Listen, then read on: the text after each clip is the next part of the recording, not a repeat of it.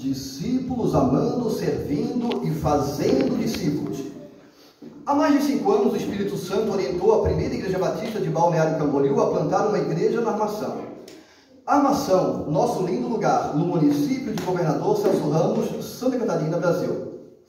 A primeira Igreja Batista de Balneário Camboriú iniciou o planejamento com muita oração, buscando o tempo e a forma de plantação. No início do ano 2019, o Espírito Santo comunicou que o tempo havia chegado. Após muito diálogo e planejamento, a primeira Igreja Batista de Balneário Camboriú decidiu plantar a Igreja Batista da Armação, enviando o reverendo Sérgio Amarildo Teixeira para ser o nosso pastor. No dia 29 de setembro de 2019, domingo, às 19 horas, realiza-se o primeiro culto informal na residência do seu Éden Ildefonso Custódio. Nesta data, marca-se para uma semana depois o primeiro culto oficial do ponto de pregação batista da Armação, na mesma residência. Oficialmente, no dia 6 de outubro de 2019, iniciamos o ponto de pregação batista da Armação. O culto inicia-se às 19 horas, com a participação da nossa Igreja Mamãe, a primeira Igreja Batista de Balneário Camboriú. O reverendo Sérgio Amarildo Teixeira, pastor da nossa comunidade, ministrou o sermão. Que culto maravilhoso! Foi inesquecível, emocionante. Foi plantada a semente que está germinando. A partir desta data, a comunidade batista da Armação iniciou os cultos nas residências. Iniciou o serviço social, os evangelismos pessoais, os relacionamentos discipuladores e as visitas aos irmãos e aos moradores, com muito amor. Ministramos os cultos nas residências do seu Éden Ildefonso Custódio, do seu Alex Ocker, da dona Maria Margarida Alves e do reverendo Fábio Chagas, aos quais seremos eternamente gratos por abrirem suas casas. Registramos com gratidão o serviço do coral da nossa Igreja Mamãe, que ministrou lindas cantatas de Natal em algumas residências da Armação. No início de 2020, por conta da pandemia, iniciamos os cultos e os outros serviços pela internet, atendendo presencialmente em casos específicos. Um ano após o início do ponto de pregação, é organizada a Congregação Batista da Armação, agora contando com um templo alugado. Nós, Congregação Batista da Armação, estamos completando aniversário de 1 aninho de vida. A Congregação Batista da Armação é bebê, filhinha da primeira Igreja Batista de Balneário Camboriú. De todo o coração, agradecemos a primeira Igreja Batista de Balneário Camboriú, nossa Igreja Mamãe. Muito obrigado. A Congregação Batista da Armação é autóctone, vivendo plenamente o Evangelho, respeitando a cultura local, sendo perfeitamente compatível com este lugar, onde consegue crescer e prosperar. É um tempo de muita alegria, porque grandes coisas tem feito o Senhor por nós. Aleluia! Glória ao Cordeiro! Nós somos um pequeno grupo de discípulos amando, servindo e fazendo discípulos. Nós, Congregação Batista da Armação, caminhamos lado a lado, com vida na vida, vivendo o Evangelho em relacionamento discipulador, transbordando amor, conforme Mateus 22, 36 a 39 e Marcos 12, 28 a 31. A Congregação Batista da Armação está se desenvolvendo com a consciência de que Cristo é a sua razão, com a consciência da insuficiência humana perante Deus. com a condenação eterna, com a consciência da condenação eterna pelo pecado, mas principalmente com a consciência da salvação eterna pela graça de Deus, através do sacrifício perfeito do Senhor Jesus Cristo na cruz do Calvário, com a consciência de que a cruz é o símbolo da nossa liberdade espiritual e da nossa salvação eterna. A comunhão é uma das bandeiras mais importantes da Congregação Batista da Armação. A denominação batista é bíblica, fundamentada em princípios da Palavra de Deus. Nós, enquanto comunidade bíblica local, somos apenas uma pequena plantinha, o início muito singelo, muito simples de uma igreja local. Entretanto, já compreendemos e praticamos alguns princípios básicos dos discípulos de Cristo em toda a terra. A Bíblia, a Palavra de Deus, nos ensina que, porque fomos salvos por Cristo, resgatados por alto preço, frutificamos individualmente e coletivamente, a fim de sermos relevantes e eficazes a nós mesmos, aos nossos lares, às nossas profissões, à nossa congregação local e à nossa sociedade. Somos servos do próximo, enquanto indivíduos e enquanto congregação, tendo como base o fruto do Espírito. Nós aceitamos, sim, a declaração doutrinária da Convenção Batista Brasileira. Mesmo sendo apenas uma congregação, aderimos o pacto das igrejas batistas. Enquanto congregação, estamos praticando em fase inicial, pelo poder do Espírito Santo, os princípios batistas. Os princípios batistas norteiam o nosso caminhar. No princípio batista de autoridade, Jesus Cristo é o Senhor Supremo. As Escrituras, a Bíblia, são a Palavra de Deus. A Bíblia é o nosso único manual de fé e prática. O Espírito Santo é o próprio Deus, revelando a sua vontade. É a presença ativa de Deus em nós. No princípio batista do indivíduo, entendemos o seu valor e a sua responsabilidade perante Deus. A salvação é individual, porém manifesta-se coletivamente no corpo de Cristo. Cada indivíduo foi criado à imagem de Deus e, portanto, merece respeito e consideração como pessoa de valor e dignidade infinita. O indivíduo tem a sua competência e responsabilidade perante Deus nas próprias decisões pelo seu livre arbítrio. A liberdade do indivíduo é um direito dado por Deus e nada, nem ninguém poderá tirar. No princípio da vida cristã, entendemos que a salvação é somente pela graça, que não há nenhum mérito no ser humano. Entendemos as exigências do relacionamento discipulador, que é o ensino-aprendizagem constante, que traz crescimento em todas as áreas das nossas vidas, com o intuito de sermos relevantes no reino de Deus, onde o maior é o que serve. Entendemos o sacerdócio do cristão, que cada pessoa pode ir diretamente a Deus em busca do perdão, em nome de Jesus Cristo. O discípulo é o seu próprio sacerdote.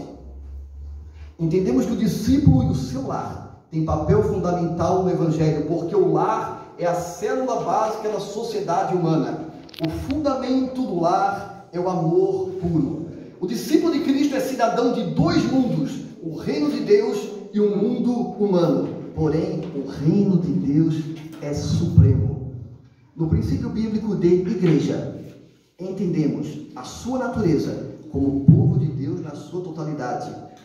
O outro significado bíblico de igreja é o de comunidade local de discípulos de Cristo, comunidade esta fraterna, de redimidos pelo sangue do Cordeiro, Cristo Jesus, que foi sacrificado em nosso lugar e ressuscitou. A igreja local, uma das manifestações mais importantes no reino de Deus, é um grupo de discípulos de Cristo, voluntários, que se unem para o culto, para a comunhão, para o estudo, para o caminhar mútuo, para o serviço, para o relacionamento discipulador e para a propagação do Evangelho no local e até os confins da terra.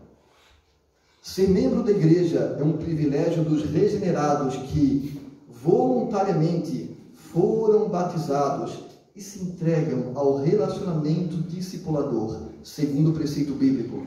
O batismo e a ceia do Senhor são as duas únicas ordenanças da igreja, são símbolos da nossa redenção. A sua observância envolve as realidades espirituais da experiência com Cristo. O princípio governante da igreja local é a soberania do Senhor Jesus Cristo. A igreja é um corpo autônomo, sujeito unicamente a Cristo, sua cabeça. O seu governo é democrático. A democracia, que é o governo pelos discípulos, é formada pela participação consciente de cada um dos membros em todas as decisões. A igreja e o Estado devem ser separados, mas devem respeitar-se. A igreja está no mundo, porém não é do mundo. Sua missão é para o mundo, mas seu caráter e ministério são espirituais. E no princípio da tarefa contínua da igreja entendemos a centralidade do indivíduo com seu valor, suas necessidades, sua liberdade moral e o seu potencial perante o reino de Deus. Entendemos que o culto ao Senhor Deus, pessoal ou coletivo, é a expressão mais elevada da fé e devoção cristãs. O culto é supremo, tanto em privilégio quanto em dever. No culto buscamos experimentar coletivamente a renovação da fé, a renovação da esperança e a renovação do amor, como resultado da comunhão com o Criador. O culto é coerente com a natureza de Deus, na sua santidade, envolvendo a adoração e a confissão de pecados com temor e humildade. O culto é uma experiência com Deus através da meditação e da entrega pessoal. É comunhão com o Senhor e com os discípulos. O culto, experiência de comunhão, aprecia a reverência e a ordem, a confissão de pecados e a humildade. O culto torna-se significativo quando se combinam com reverência e ordem a inspiração da presença de Deus, a proclamação do Evangelho e a liberdade e a atuação do Espírito Santo. O resultado do culto será uma consciência mais profunda da santidade, majestade, graça e propósito de Deus, maior devoção e mais completa dedicação à vontade de Deus. Este grupo batista local compreende que, dentro do princípio da tarefa contínua da igreja, o ministério cristão tem um papel importante. Ministério significa serviço. Ministrar significa servir. Ministrar é estar a serviço de Deus e da humanidade. O ministro é servo. A tarefa contínua envolve serviço, relacionamento discipulador, missões, mordomia bíblica, ensino e treinamento, educação cristã e a autocrítica no âmbito individual e coletivo, objetivando o crescimento espiritual. O discípulo maduro tem a capacidade de criticar-se a si próprio. A igreja madura tem a virtude de criticar-se a si própria. Estas atitudes são muito importantes ao desenvolvimento saudável da igreja. A Congregação Batista da Armação é uma plantinha que está sendo cultivada no amor de Deus. Nós, Congregação Batista da Armação, estamos debaixo da liderança da nossa igreja mamãe, a primeira igreja batista de Balneário Camboriú. Nós amamos a nossa igreja mamãe, a primeira igreja batista de Balneário Camboriú. Nós amamos a Convenção Batista Catarinense. Nós amamos a Convenção Batista Brasileira. Nós amamos a União Batista Latino-Americana. Nós amamos a Aliança Batista Mundial. Entretanto, sobretudo, muitíssimo mais, nós amamos o amado das nossas almas, o maravilhoso, o conselheiro, o Deus forte, o Pai da eternidade, o Príncipe da paz, o nosso glorioso Salvador, o nosso Senhor Jesus, o Cristo. A Bíblia diz em João, primeiro, no princípio era o Verbo, e o Verbo estava com Deus, e o Verbo era Deus. Ele estava no princípio com Deus. Todas as coisas foram feitas por ele, e sem ele nada do que foi feito se fez. Nele estava a vida, e a vida era a luz dos homens. E a luz resplandece nas trevas, e as trevas não a compreenderam. Houve um homem enviado de Deus cujo nome era João. Este veio para testemunho, para que testificasse da luz, para que todos crescem por ele. Não era ele a luz, mas para que testificasse da luz. Ali estava a luz verdadeira, que ilumina todo homem que veio ao mundo. Estava no mundo, e o mundo foi feito por ele, e o mundo não o conheceu. Veio para o que era seu, e os seus não receberam, mas a todos quantos o receberam, deu-lhes o poder de serem feitos filhos de Deus, aos que creem no seu nome, os quais não nasceram do sangue, nem da vontade da carne, nem da vontade do homem, mas de Deus. E o Verbo se fez carne, e habitou entre nós, e vimos a sua glória, como a glória do unigênito do Pai, cheio de graça e de verdade. João 1,29 diz: no dia seguinte, João viu a Jesus, que vinha para ele, e disse: eis o Cordeiro de Deus, que tira o pecado do mundo.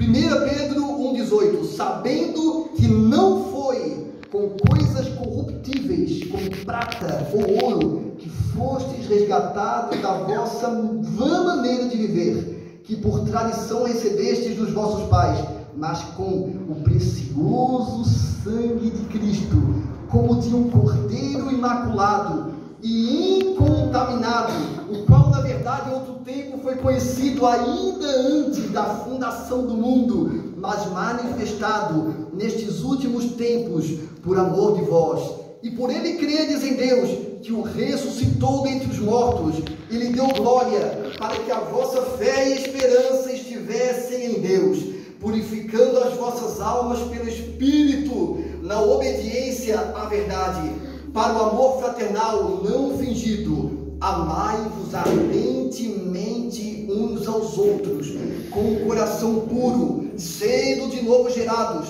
não de semente corruptível, mas da incorruptível, pela palavra de Deus, viva e que permanece para sempre. Apocalipse 5,9: e cantava um novo cântico, dizendo: digno és de tomar o livro e de abrir os seus selos, porque foste morto, e com o teu sangue nos compraste para Deus, de toda tribo, e língua, e povo, e nação. Ainda Apocalipse 5,12: que com grande voz diziam: digno é o Cordeiro, que foi morto, de receber o poder, e riquezas, e sabedoria, e força, e honra, e glória, e ações de graças. E ouvia toda criatura que está no céu, e na terra, e debaixo da terra, e que estão no mar, e a todas as coisas que neles há, dizendo: ao que está sentado sobre o trono, e ao Cordeiro, sejam dadas ações de graças, e honra, e glória, e poder, para todo sempre.